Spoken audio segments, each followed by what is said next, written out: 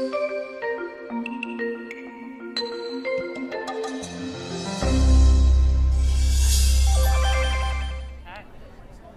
everyone, thank you guys for coming out today.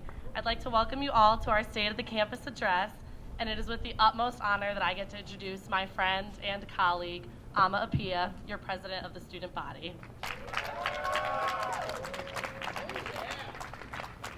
Hello everyone. Welcome administration, faculty, staff, fellow USG members, and last but not least, the undergraduate student body. My name is Appiah, and I have served as the undergraduate student body president for the 2018-2019 school year. It has been an absolute pleasure and honor to hear your concerns and represent your interests.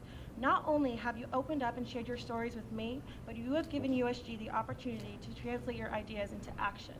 Regardless of the concern at hand, there have always been two common expectations that students have held: transparency and the opportunity to be heard. This year, more than ever, these two objectives have been at the forefront of my team's initiatives, goals, and conversations with administration.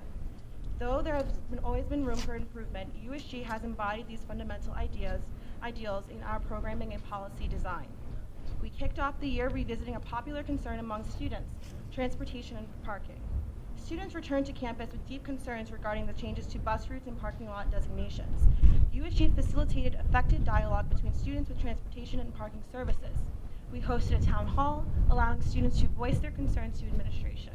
An action plan was developed focusing on including more student feedback on these services. I would like to thank our Public Relations Director, Omar Tawe, for his active participation in serving on the University Transportation Advisory Committee. As a result, bus routes were once more adjusted to address initial student concerns. This semester, we saw the release of the Translock Rider app, the new bus tracking app, in response to the call for a better system. The university is now working towards a more data-driven system, having installed new trackers within the buses and taking steps to analyze which routes are most heavily populated. Routes are continuously being revised with students, specifically a group of honors engineering students. In spite of difficulties in maintaining a conversation, we look forward to crafting an effective solution with parking services that includes student input. Transportation is a consistently adapting issue on this campus, and we will continue to address new concerns as they arise. Another major focus for USG in bettering student life on campus has been wellness and mental health. There is no more important issue that faces the student body than wellness.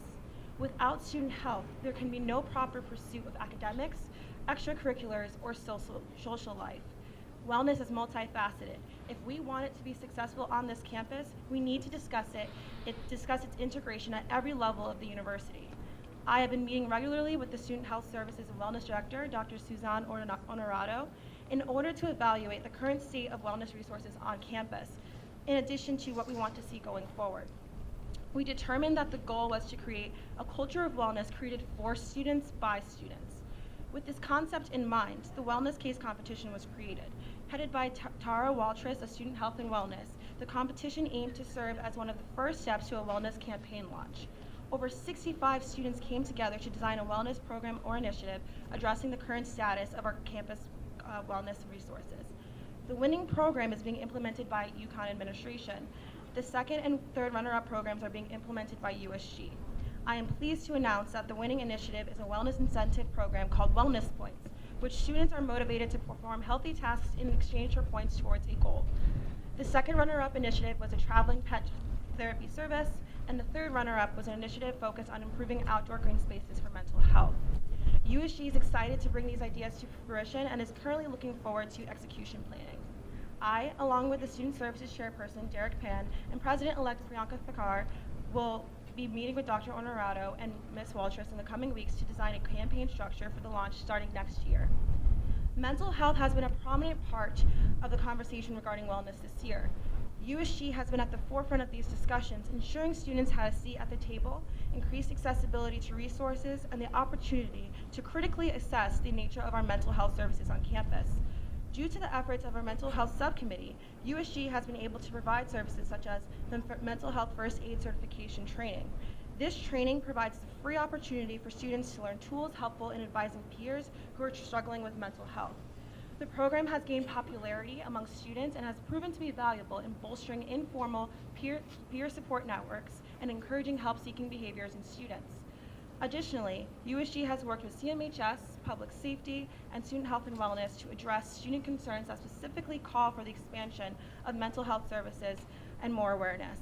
We acknowledge the active efforts of students to bring these issues to the forefront of campus conversation, and we have taken steps towards addressing them. This has resulted in the JED Foundation partnership. This is a 4-year campus program in which the foundation will do an external assessment of the current mental health resources, policy, and attitudes of the UConn community. Once completed, UConn will be designated a JED campus and can have concrete data regarding the impact of our current programming and initiatives. We will use that information to improve our services and culture. This is a huge step for mental health advocacy at UConn. It demonstrates the commitment to making sure that students are supported and that our services are robust and meet the needs of students. Strides have also been made on the academic front. This year, USG has been more involved in academic policy than ever before. As a McMahon Senator during her freshman year, our current Vice President, Wanjiko Gatheru, spearheaded the conversation regarding the creation of an environmental literacy general education requirement. After 3 years of deliberation and construction with administration through University Senate committees, it is my pleasure to announce that the updated general education requirements will be rolled out in fall 2019 for the incoming freshman class. This change also coincided with discussion about how general educations are viewed by students. As a result, USG has been actively involved in redefining general education requirements and expanding its structure to have a focus on experiential learning. The proposal to account for these changes is still in the works, with a report being delivered to University Senate on April 29th. I would like to take this time to thank Dr. Eric Schultz, the Delta GE and GEOC committees for welcoming our feedback with open arms. USG has also been involved in discussions regarding dual degree and dual major programming, specifically in reworking the language, determining the requirements for each. As a member of the Additional Degree Committee through the Office of the Provost, I have worked to amend the language regarding credit requirements for dual degree programs. As a result, the university is now considering moving towards a reduced credit requirement for both dual degree and double major students. This would be a huge win, as it will allow students to graduate in 4 years with 2 majors and makes the opportunity financially feasible to accomplish.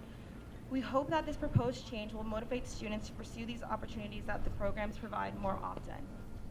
On the line of experiential learning and real-world experiences, USG has worked extensively with the Center for Career Development to work on initiatives focused on postgraduate success. Upperclassmen students voiced the need for a course focused on the postgraduate transition, and USG listened. I am happy to announce that the UNIV 4800 course, also known as Senior Year Experience, will be returning to active status in the near future.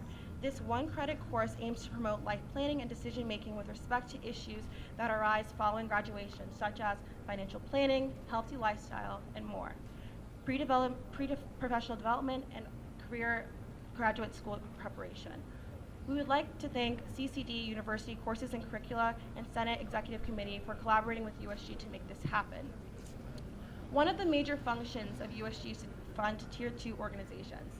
This year, the funding staff, comptroller, and Chief Justice heavily assessed our processes and policies regarding funding.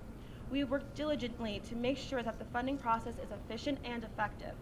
USG increased funding allocation for student groups from 65% to about 90 to 95% in order to better fulfill their initiatives and missions. After collecting feedback in the last academic year, members worked to revise funding policy language, aiming for conciseness and clarity. USG does understand concerns raised about the time frame in which the proposal was released to students. With the help of Senators and Comptroller Thacker, legislation was passed stating that funding policy changes must be reviewed at least 2 weeks prior to discussion on the Senate floor. We hope that this will increase transparency with student groups and provide the opportunity to provide input when it comes to funding. We also acknowledge student concerns regarding the actual funding process and the timeline for approval. As a result, USG is exploring the various factors that may impact the process and is looking to make improvements. From a technology perspective, we are working with ITS and SAIT to determine concrete ways to make the funding application software easier to access and understand, as well as more transparent so that students can know the status of their request.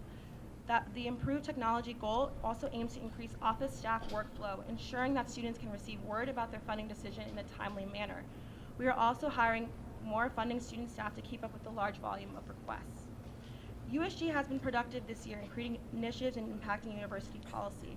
I am proud to say that this organization has made great strides in fulfilling its mission to advocate for students and fight for seats at the table in decisions that directly impact the student experience.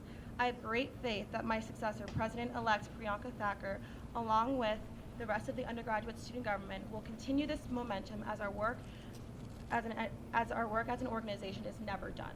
I am confident that I am leaving behind a body that is representative to student concerns and will continue to address them to the best of their ability. Thank you.